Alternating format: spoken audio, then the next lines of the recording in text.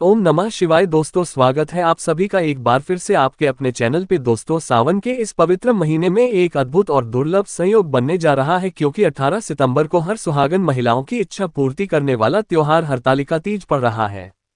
दोस्तों, इस दिन महादेव की कृपा के साथ साथ मां पार्वती की कृपा भी बरसने वाली है। ऐसे में अगर आप इस दिन हरी चूड़ियों का ये असरदार और चमत्कारी उपाय कर लेते हैं तो मात्र 24 घंटे में आपकी हर मनोकामना पूरी हो जाएगी और आपके घर से हर प्रकार की समस्या खत्म हो जाएगी और महादेव की कृपा से आपकी जो भी मनोकामना होगी वो तुरंत ही पूरी हो जाएगी। तो दोस्तों, अगर आप भी अपने जीवन में महादेव की कृपा पाना चाहते हैं तो वीडियो को लाइक करके कमेंट में हर हर महादेव लिखना ना भूलें। साथ ही चैनल को भी सब्सक्राइब कर लें। दोस्तों, हरतालिका तीज में हरी चूड़ियों का भी अपना एक अलग महत्व है। माना जाता है कि इस रंग की चूड़ियां और कपड़े पहनने से परिवार में खुशहाली बनी रहती है। दोस्तों, शास्त्रों में भगवान शिव को योगी भी कहा जाता है। योगी होने से उन्हें प्रकृति की सुंदरता के बीच हरियाली में ध्यान लगाकर बैठना पसंद है। इसी के चलते मान्यता है कि हरा रंग महादेव को बेहद पसंद है। इसलिए इस दिन सुहागिन महिलाएं हरे रंग की चूड़ियां और कपड़े पहनती है, क्योंकि हरा रंग सुहागिनों के सौभाग्य का प्रतीक होता है। माना जाता है कि इस दिन हरे रंग को धारण कर भगवान शिव की पूजा करने से परिवार का कल्याण होता है। इसके साथ ही इस दिन पूजा और व्रत करने से भगवान शिव और माता पार्वती जी का भी आशीर्वाद मिलता है। दोस्तों, हरतालिका तीज सुहागिनों के लिए महत्वपूर्ण पर्व है। इस पर्व में महिलाएं पति की लंबी उम्र के लिए भगवान शिव और माता पार्वती की पूजा करती है। साथ ही कुंवारी कन्या भी मनचाहे वर की प्राप्ति के लिए यह व्रत रखती है। दोस्तों, धार्मिक शास्त्र के अनुसार इस दिन पूजा पाठ के बाद जो व्रतदान करती हैं, उनकी मनोकामना जरूर पूरी होती है। वहीं दोस्तों, अगर इस दिन आप इन पेड़ों पर हरी चूड़ियां बांध देती है तो आपका दुर्भाग्य सौभाग्य में बदल जाएगा। कैसी भी आपकी गरीबी हो, कैसी भी आपकी परेशानी हो, कष्ट हो, तकलीफ हो, जीवन में जो समस्याएं चली आ रही है वह सारी समस्याएं समाप्त हो जाएगी। और केवल हरतालिका तीज के दिन ही अगर आप ये उपाय करती है और चूड़ी अगर इनमें से किसी भी वृक्ष पर बांधती है तो आपकी जन्म जन्मांतर की गरीबी भी मिट जाएगी और एक ही बार उपाय करने से आपकी हर मनोकामना पूर्ण हो जाएगी। तो दोस्तों, वह वृक्ष कौन से हैं और वह उपाय क्या है, आइए जानते हैं। दोस्तों, प्रथम वृक्ष है शमी का वृक्ष। शमी के वृक्ष के बारे में ध्यान से सुनिए। शमी का वृक्ष माता पार्वती एवं भगवान भोलेनाथ जी का मिश्रित रूप कहा जाता है। दोस्तों, शमी के वृक्ष को उमा महेश्वर भी कहा गया है। हरतालिका तीज के दिन शमी के वृक्ष पर माता पार्वती और भगवान भोलेनाथ जी का वास माना जाता है। हरियाली तीज में संध्याकाल के समय इस वृक्ष को छूने से सभी दोष कष्ट परेशानियां समाप्त हो जाती है। दोस्तों, हरतालिका तीज के दिन शमी वृक्ष की जड़ पर अगर कच्चा दूध डाला जाए, भगवान भोलेनाथ शीघ्र प्रसन्न होते हैं एवं माता पार्वती जी का खूब आशीर्वाद प्राप्त होता है। दोस्तों, शमी का वृक्ष जिस घर में लगा होता है उस घर में कल्याण हो जाते हैं और सभी प्रकार के भौतिक सुखों की प्राप्ति होती है।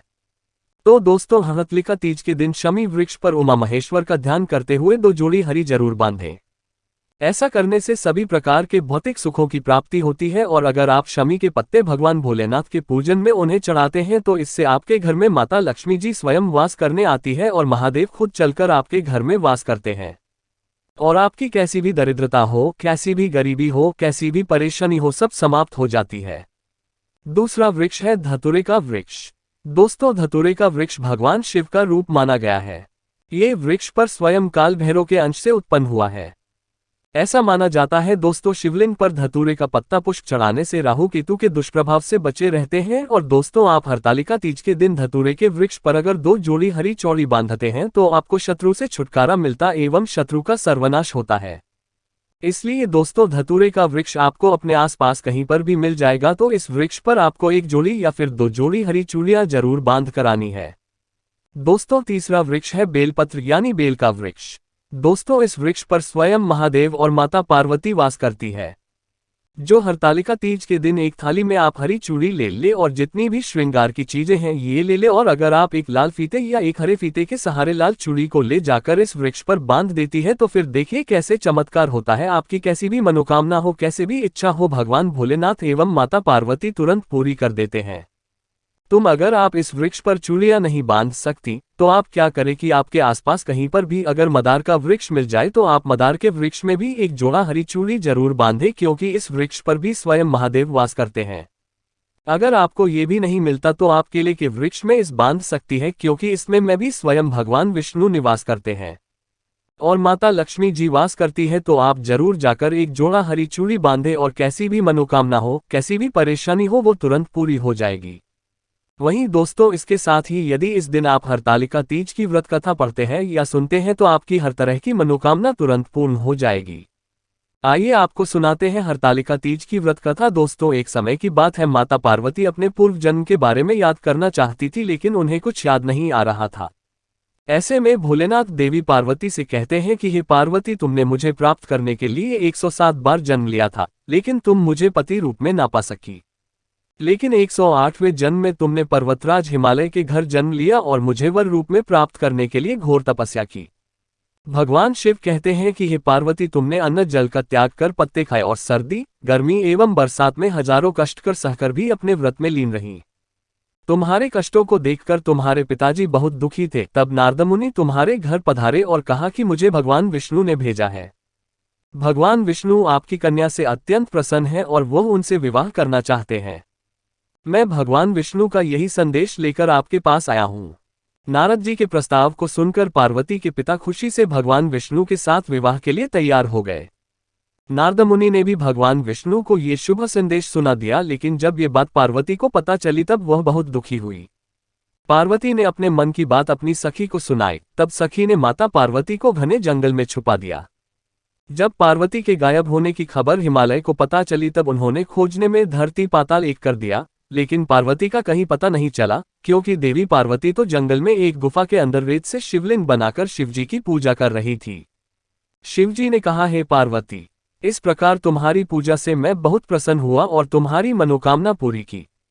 जब हिमालय राज गुफा में पहुंचे तब तुमने अपने पिता को बताया कि मैंने शिवजी को पति रूप में चयन कर लिया और उन्होंने मेरी मनोकामना पूरी कर दी है। शिवजी ने मेरा वरण कर लिया है। मैं आपके साथ केवल एक शर्त पर चलूंगी कि आप मेरा विवाह भोलेनाथ से करवाने के लिए तैयार हो जाए। तब है पार्वती, तुम्हारे पिताजी मान गए और विधि विधान सहित हमारा विवाह हुआ। हे पार्वती, तुम्हारे कठोर तप और व्रत से ही हमारा विवाह हो सका। भगवान शिव देवी पार्वती से कहते हैं, हे पार्वती, इस हरतालिका तीज को जो भी निष्ठा के साथ करेगा, मैं उसको मनोवांछित फल प्रदान करूंगा। उसे तुम जैसा सुहाग मिलेगा। तब से कुमारी कन्याएं अच्छे वर की कामना हेतु ये व्रत रखती है। वही सुहागन महिलाएं अपने पति की लंबी उम्र के लिए इस व्रत को रखती है। भविष्य पुराण में देवी पार्वती ने खुद बताया है कि हरतालिका तीज का व्रत करने पर महिलाओं को सुहाग और सौभाग्य की प्राप्ति होती है। सावन महीने में तृतीया तिथि के दिन कई वर्षों की कठिन तपस्या के बाद देवी पार्वती ने भगवान शिव को पति रूप में पाने का वरदान प्राप्त किया था, इसलिए इस व्रत का बड़ा ही महत्व है। वही दोस्तों, इस दिन राशि के अनुसार आपको ये काम जरूर करना चाहिए, जिससे आपको भगवान भोलेनाथ और मां पार्वती की कृपा मिलती रहे।